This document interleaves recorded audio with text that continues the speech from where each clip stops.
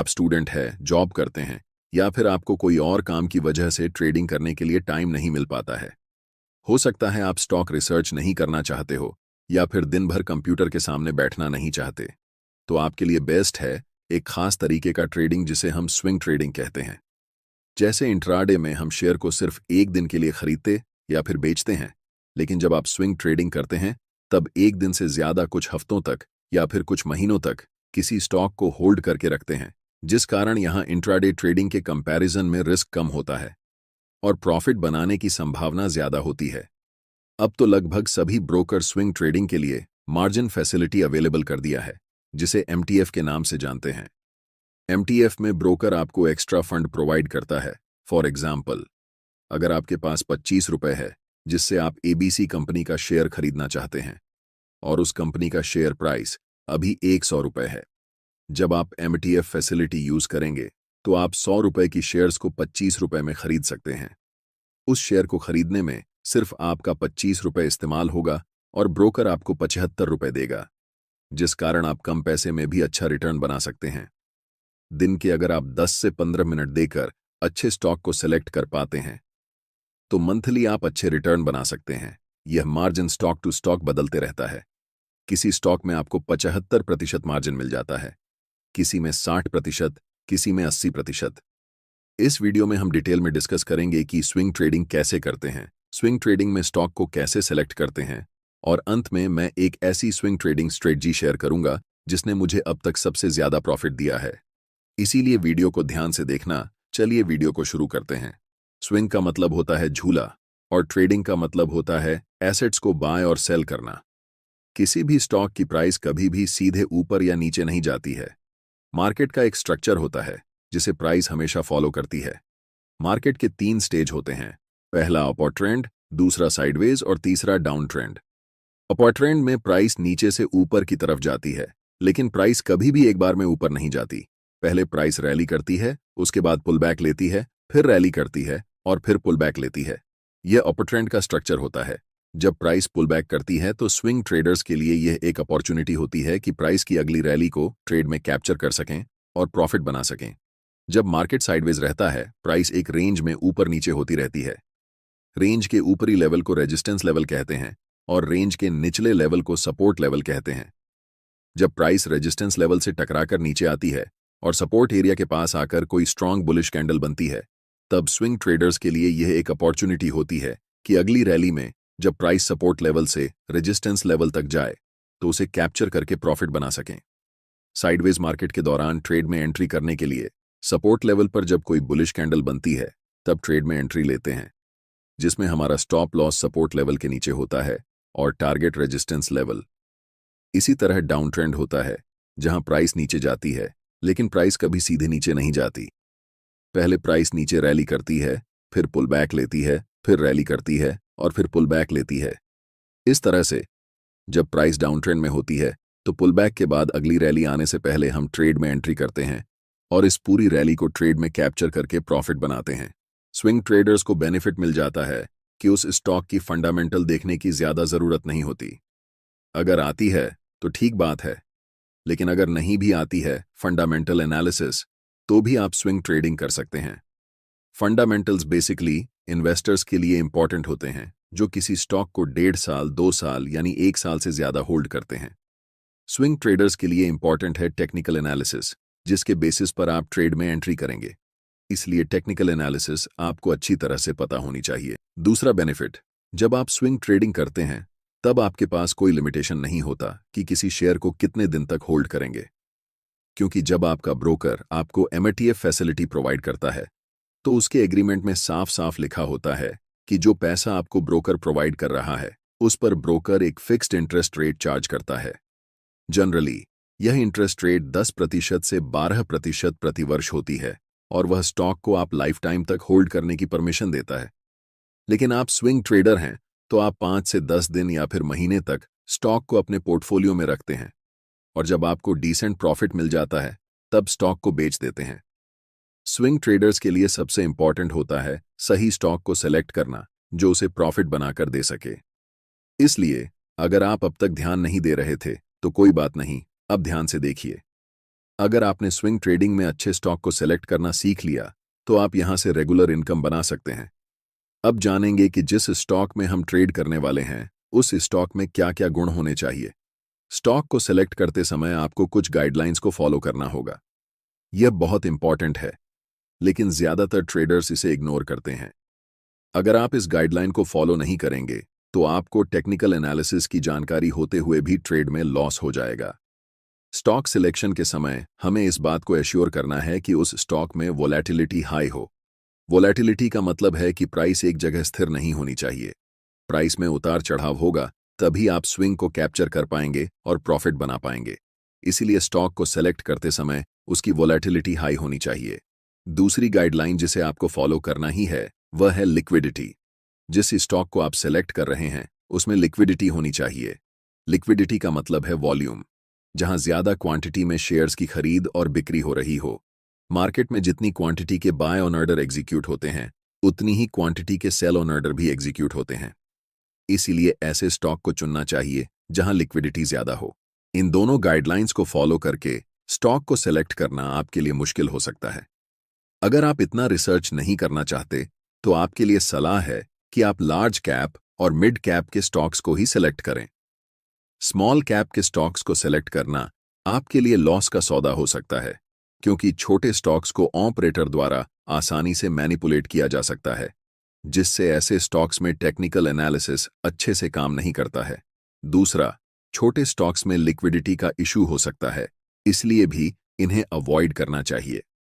अब बात करते हैं स्ट्रेटजी स्टॉक सिलेक्शन की। वैसे तो स्विंग ट्रेडिंग के लिए मार्केट में बहुत सारी स्ट्रेटजीज हैं, लेकिन हम यहां उसी की बात करेंगे जिसे मैं खुद यूज करता हूं। हम आपको एक ऐसा मैजिक सेटअप बताएंगे जिसे यूज करके आप हाई रिस्क रिवॉर्ड रिटर्न वाले ट्रेड में एंट्री लेकर बड़े प्रॉफिट बना सकते हैं। ये स्ट्रैटेजी मैं खुद भी यूज करता हूं और ये मेरे लिए बहुत अच्छा काम करती है। लेकिन उससे पहले हमें वॉल्यूम को जानना होगा कि वॉल्यूम क्या है। वॉल्यूम एक पार्टिकुलर टाइम में कितने बाय ऑर्डर और कितने सेल ऑर्डर एग्जीक्यूट हुए ये बताता है। मतलब अगर हम वनडे टाइम फ्रेम में चार्ट को लगाते हैं तो हर एक कैंडल हमें पूरे दिन में मार्केट कहां से शुरू हुई, कहां बंद हुई, कितना ऊपर तक गया और कितना नीचे तक गया, ये सारा इंफॉर्मेशन बताती है।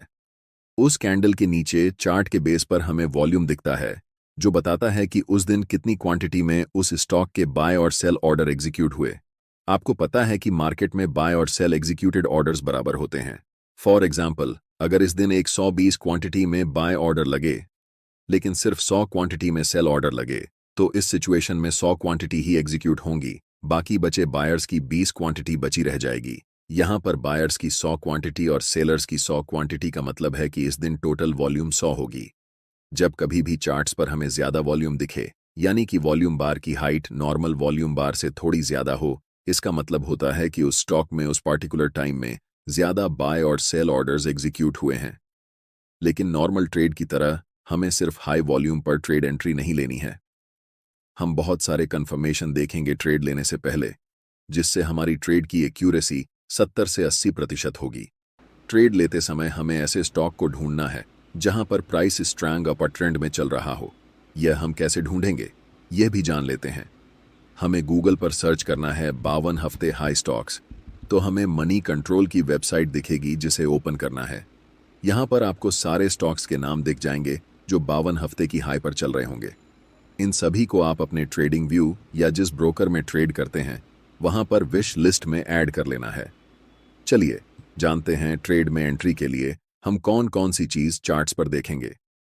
नंबर 1, उस स्टॉक की प्राइस स्ट्रैंग अप ट्रेंड में हो। स्ट्रैंग अप ट्रेंड मतलब हायर हाई बनाते हुए ऊपर की ओर जा रही हो। नंबर 2, उस चार्ट पर कंटिन्यूअस पैटर्न होना चाहिए। कंटिन्यूअस पैटर्न में असेंडिंग ट्रायंगल या फ्लैग एंड पोल होना चाहिए। बहुत सारे ट्रेडर्स चार्ट पैटर्न्स को रैंडमली ट्रेड करते हैं और लॉस कर लेते हैं, लेकिन उन्हें यह नहीं पता होता कि किस चार्ट पैटर्न को किस सिचुएशन में ट्रेड करेंगे। तीसरा मोस्ट इंपॉर्टेंट पॉइंट, जब प्राइस ब्रेकआउट कैंडल की हाई को तोड़ेगी तभी हम ट्रेड में एंट्री लेंगे। और नंबर 4, ब्रेकआउट वॉल्यूम बार के पहले की वॉल्यूम डिसेंडिंग ऑर्डर में हो, मतलब पहले बड़ी बार, उसके बाद धीरे धीरे बार की साइज छोटी हो रही हो और अचानक से ब्रेकआउट कैंडल की वॉल्यूम बार प्रीवियस वॉल्यूम बार से ज्यादा बड़ी हो, तभी हम ट्रेड में एंट्री करेंगे। एग्जिट के फिर 2 तरीके होंगे। हम अपना स्टॉप लॉस ब्रेकआउट कैंडल के लो के नीचे रखेंगे, और अगर स्विंग लो थोड़ा नजदीक है तो हम अपना स्टॉप लॉस स्विंग लो के पास रखेंगे। टारगेट के लिए डिफरेंट मेथड्स यूज कर सकते हैं। या तो हम एक फिक्स्ड रिस्क रिवॉर्ड लेकर मार्केट से निकलेंगे, जिसमें एक है 3 मिनिमम रिस्क रिवॉर्ड होना चाहिए अगर आप फिक्स्ड रिस्क रिवॉर्ड के हिसाब से ट्रेड से एग्जिट लेते हैं।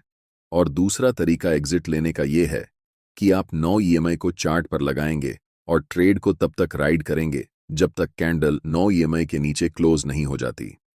ज्यादातर केस में मैं 9 ईएमआई को फॉलो करता हूं ट्रेड को एग्जिट करने के लिए, क्योंकि स्विंग ट्रेडिंग में जब प्राइस एक बार बढ़ना शुरू होती है तो बहुत दिनों तक अप ट्रेंड चलती है, जिससे हमें बड़े प्रॉफिट कैप्चर करने का मौका मिलता है। चलिए अब इसे एग्जाम्पल की मदद से समझते हैं। स्क्रीन पर दिख रहा चार्ट 1 डे टाइम फ्रेम में IRFEC का है, जो पहले से अपर ट्रेंड में है। ध्यान से देखिए, जब प्राइस बढ़ रही थी तब वॉल्यूम भी बढ़ रही थी, जिसका मतलब होता है कि यह अपर ट्रेंड रियल और स्ट्रॉन्ग अपर ट्रेंड है। पहले अपर ट्रेंड को हम कभी भी प्रिडिक्ट नहीं कर सकते, लेकिन नेक्स्ट अपर ट्रेंड को हम प्रिडिक्ट कर सकते हैं, और हम इसी नेक्स्ट अपर ट्रेंड को ट्रेड करने वाले हैं। जब प्राइस ऊपर जा रही थी तब बड़े बड़े ग्रीन कैंडल्स बनाते हुए ऊपर जा रही थीं, लेकिन जब प्राइस नीचे आ रही है तब छोटे छोटे स्मॉल रेड कैंडल्स बनाते हुए नीचे आ रही है। साथ ही साथ अगर हम वॉल्यूम पर नजर डालें तो वॉल्यूम बार की साइज धीरे धीरे छोटी होती जा रही है। वॉल्यूम ड्रायर एक स्ट्रॉन्ग कंफर्मेशन है कि डाउन ट्रेंड वीक है, यानी कि डाउन ट्रेंड लंबे समय तक नहीं रहने वाला है। यहां चार्ट पर हम एक ट्रेंड लाइन को ड्रॉ कर सकते हैं। मैंने कहा था कि हमें एक कंटीन्यूअस पैटर्न चाहिए, और यह एक कंटीन्यूअस पैटर्न है। जब भी प्राइस इस ट्रेंड लाइन को ब्रेकआउट करेगी और उस समय हमें वॉल्यूम नॉर्मल वॉल्यूम से ज्यादा दिखाई देगी, जो कि इस केस में हमें दिख रही है। वॉल्यूम यहां पर भी है, यहां पर भी है और यहां पर भी है, लेकिन इस वॉल्यूम ने ट्रेंड लाइन को ब्रेकआउट नहीं किया है। जब भी कोई कैंडल ट्रेंड लाइन को बड़े वॉल्यूम के साथ ब्रेकआउट करती है और नेक्स्ट कैंडल ब्रेकआउट कैंडल की हाई को ब्रेक करती है, तब हम यहां मार्केट में एंट्री ले सकते हैं, जिसमें हमारा स्टॉप लॉस इस ब्रेकआउट कैंडल के लो के पास होगा, और टारगेट के लिए हम 1 से 3 या फिर 7 से 9 ईएमआई का यूज कर सकते हैं।